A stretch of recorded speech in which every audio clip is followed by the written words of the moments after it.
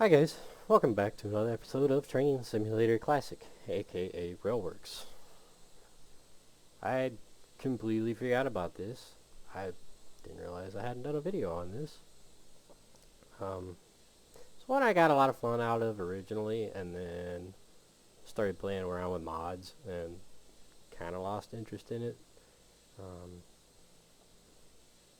But it's a neat pack, and I've gone over a lot of the other GWR stuff, so may as well continue along the line.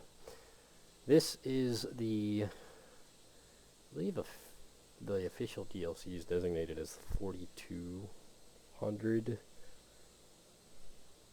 class, the GWR 4200 class.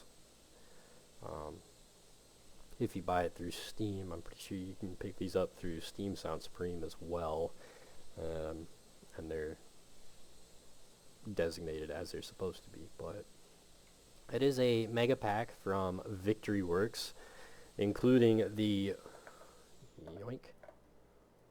4200, the 5205, and the 7200 class tank locomotives. Now, the reason I imagine that the 7200 is included rather than being a separate pack is the 7200 is quite literally just a stretched version of the 42 and 52s. They added a couple, something like 4 feet to the frames for a larger coal bunker, requiring a trailing truck. You end up with this. Other than that, though, they're the same locomotive. So, now, I will admit, at first this is a real neat pack. I kind of lost a little bit of interest because this is before Victory Works really started working with Steam Sound Supreme and getting those really nice quality sounds. So this pack sounds exactly like the stock GWR Prairies and whatnot, which can get very boring, as one can imagine. Unfortunately, Steam Sound Supreme has also not done a sound pack for this particular pack, or a sound upgrade, or physics upgrade, or any of their specialties to really enhance this pack, like they have the large and small prairies, the 42 or the 45XX, that little that little tank locomotive that comes with the auto cars. I forget which pack that was, but they haven't done an enhancement pack for these, so they kind of fell out of favor with me. But they're still a neat looking locomotive. They're very unique, so we're gonna go over them today. Now, fair warning, these are absolutely notorious for giving me out of memory errors. That is why we only have one of each. You will get different years. You will get, obviously, GWR and BR era. You will get the typical options that Victory Works gives you, where you can add things like the extensions on the coal bunker. I'm sure you can change the safety valve covers and such. Things like that you can change. Just know that you gotta double click on the locomotive when it's in a scenario editor and read the manual to figure out what number goes to what letter goes to what in the corresponding flyout. I have gone over that a multitude of times in my other videos. I'm not doing it with this one. And I'm doing really good to get the game to work right now with these 3 locomotives. I don't want to risk a out-of-memory error trying to edit them. So, this is what we got. And again, it is a very large pack because you will also get this nice multitude of freight cars to go with it. If I remember correctly, these locomotives were built initially for short haul coal traffic, according to Wikipedia. Originally, the 4200 and the 5205 class 280s were introduced for short haul Welsh coal traffic.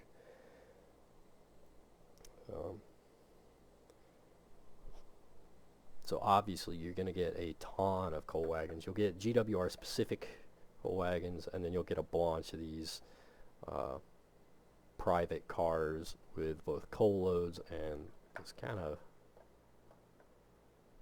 lumber, logs. Not entirely certain what those are supposed to be. The cars are alright, not particularly fond of the weathered, but it's very rare that it's very rare that I like the weathering ever.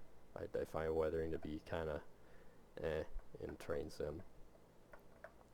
But overall, the freight stock looks pretty good. Got a real neat flat car with a handful of different loads, like a boiler. The boiler is very low res, but you know, it's different. Brake van. Different flat car with another couple different loads. So, pretty neat. Pretty neat. These tar wagons. That's a real cool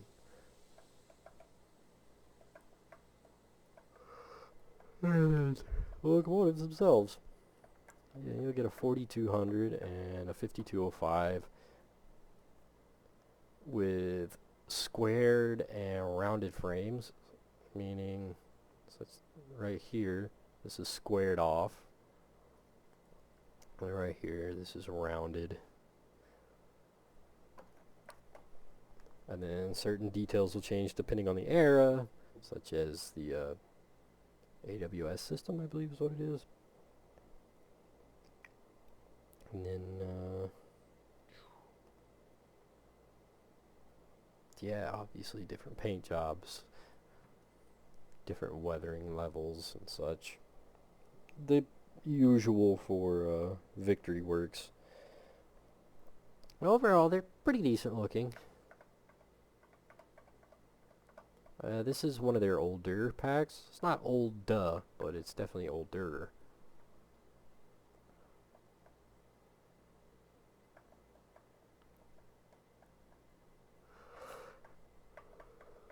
Oh, goodness me.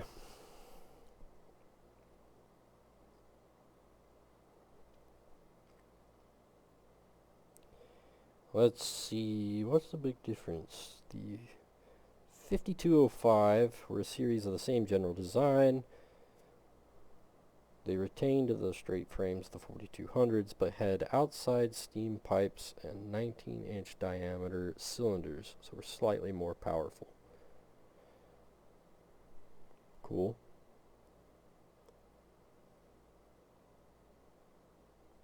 "20 more locomotives to the same general design were built from 1930 with curved frames at the front with a raised section of frame over the cylinders, which were the same size as the 5205.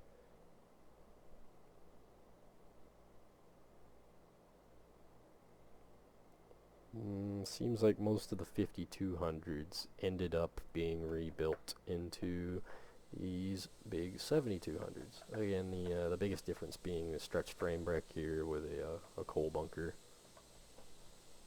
So top one. Obviously, we got advanced mode. It is Victory Works. They do give you the option, which is quite nice.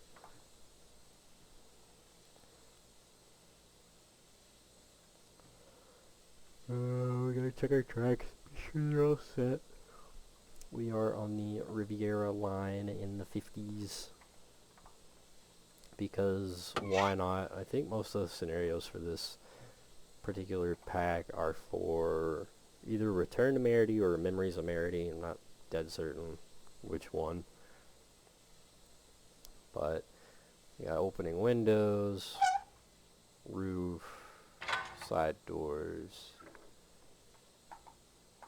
Again, the usual for Victory Works. Very interactive. It all translates outside.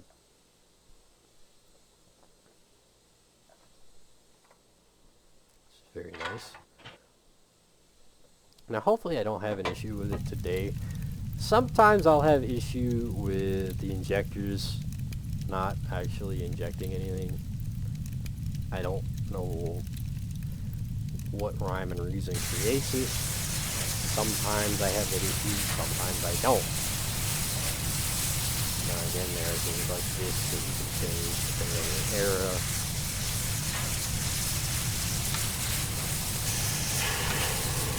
Brakes, you have to use an ejector. Baby brake. You do have to use the EC to use the reverse lever.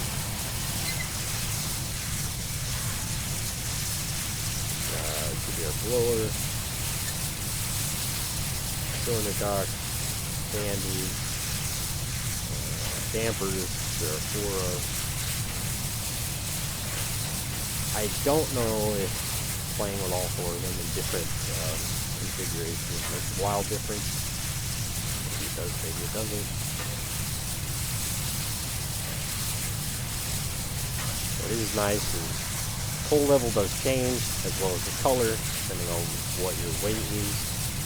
Very helpful for those of us that like to run without a noticeable HUD.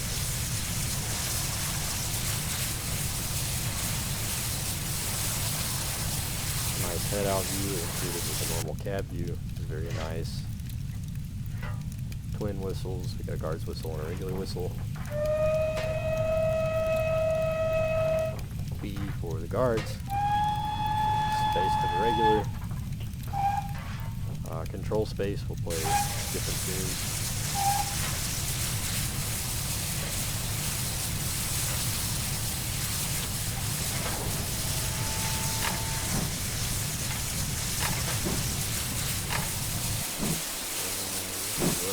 Alright, control.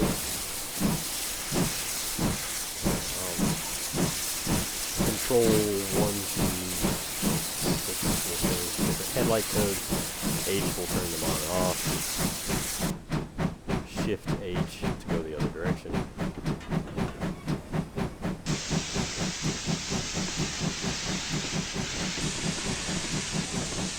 Now the stock sounds from Victory Works are not awful.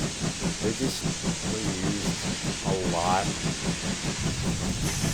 They are pretty bad about reusing sounds, and this is very much a prime example of that. A nice white hot glowing fire.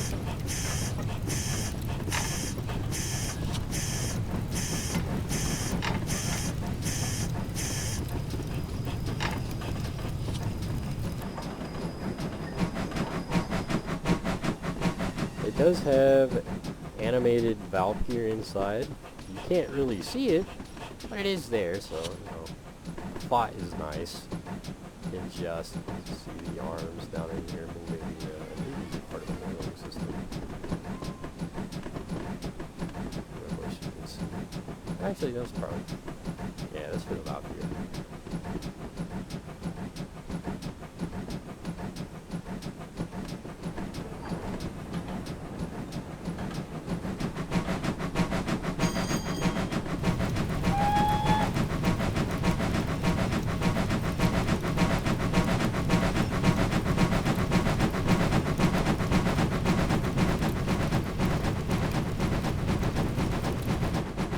It doesn't sound horrible, and like I said, it's very noticeable whenever you have a Steam Soundstream upgrade on them, or on what they have available for the GWR stuff from Victory Works. It makes a massive difference over the stock sounds from VW. They're not awful, but they certainly could be improved.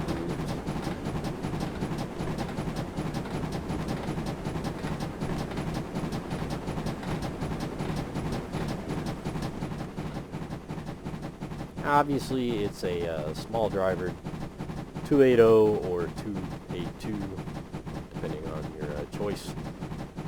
So they're not speed demons. They're not built to go fast, far. That being said, they're pretty stout.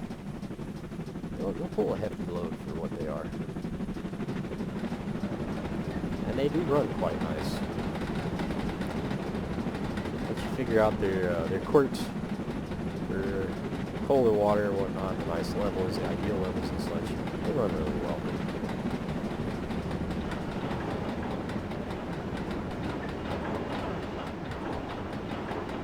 And rolling stock doesn't sound half bad.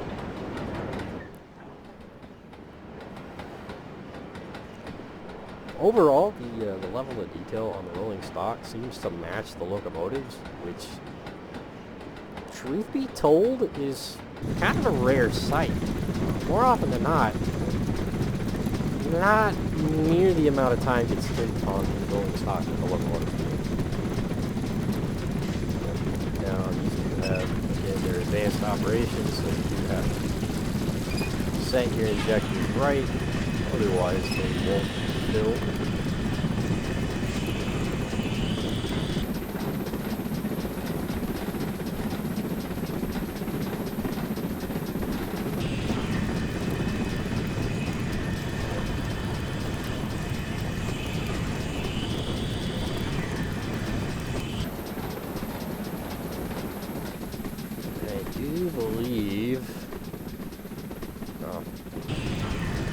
There's a prime example. The firemen can get worn out, so you do have to give them a rest. Part of their advanced system that you do have to pay attention to. Well, let's see. What survives in preservation? 3 examples of the 5205 class have been preserved, with 2 of them having run in preservations. No members of the 5275 class have been preserved in their original form, but 2 survive in the rebuilt form in the 7200 class. So 2 of these 282s.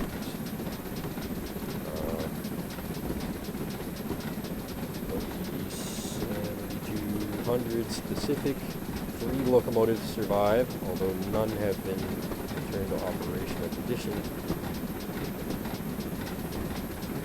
according to Wikipedia. So, of course, you always have to take Wikipedia stuff with a grain of salt.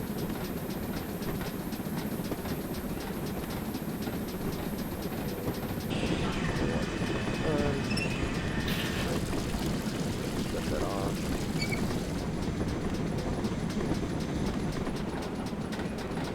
Of the 4200s, 5 have been preserved. 3 of the surviving members of the 4200s have run in preservation. So a pretty fair number of these locomotives do still exist. What's pretty cool is there's at least 1 surviving example of each build, which in and of itself is pretty neat, pretty rare. So a very neat pack. I think I bought my copy from Steam Sound Supreme. However, I do believe that you can pick these up on Steam as well, so you have your pick of the litter, so to speak, depending on which option you would like to use.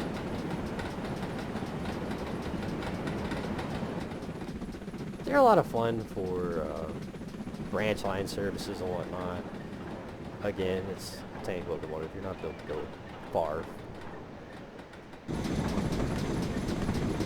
They're fun for heritage operations and whatnot.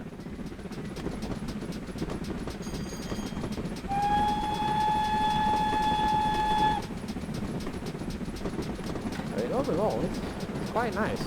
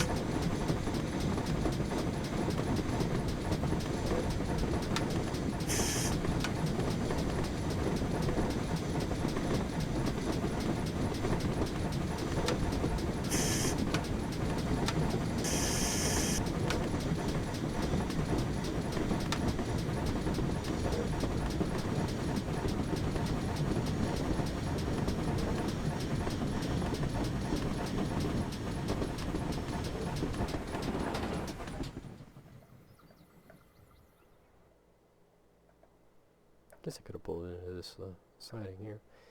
Oh well.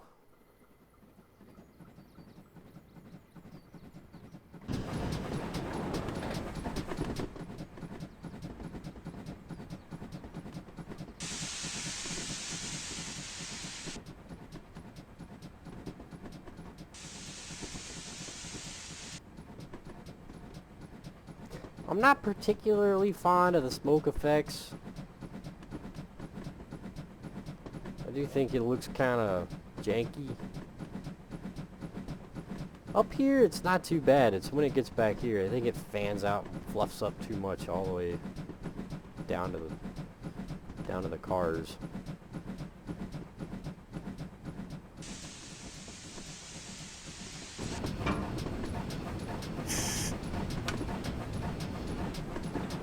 Let's see.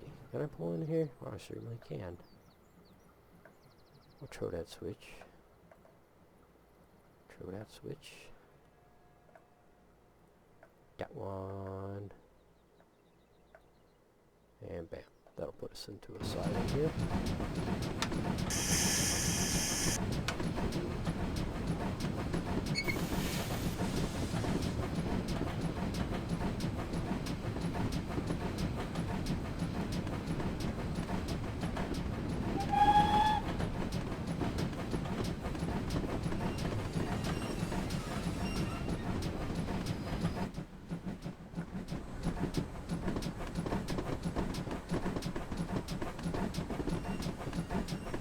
It is a fun locomotive to look at, though, I will say. It very much looks like a small prairie that was stretched and a much larger boiler slapped onto. Very entertaining looking.